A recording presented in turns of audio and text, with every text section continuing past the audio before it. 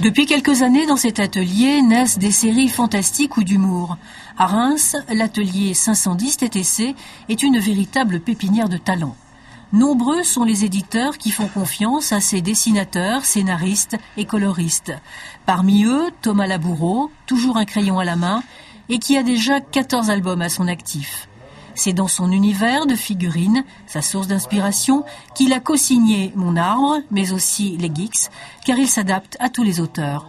J'essaie de prendre, en fait, quand je fais une BD, de regarder ce que la scénariste ou le scénariste me donne et de trouver le meilleur style approprié à l'histoire. Donc pour Mon Arbre, c'est vrai que j'ai un style plus recherche, plus carnet de croquis, on va dire, donc un peu à l'européenne. Et pour les geeks, on va se pencher un petit peu vers le manga avec des coupes de cheveux bien pointues, enfin comme on peut retrouver chez les Asiatiques.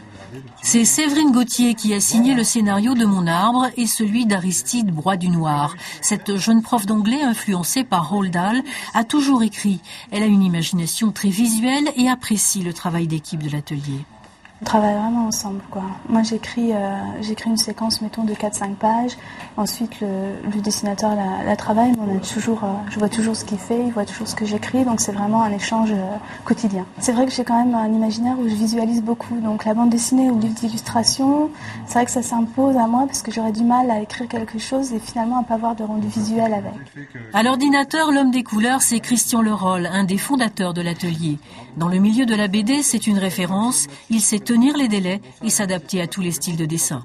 Il y a une exigence aussi chez le lecteur. On est habitué à voir des choses intéressantes, vivantes, variées. Donc il faut aussi que ça, dans la bande dessinée, on suive cette évolution. Il y a 10-20 ans, la couleur était beaucoup moins importante que maintenant. Aujourd'hui, elle apporte un plus à la bande dessinée. Tous ces auteurs sont très prolifiques.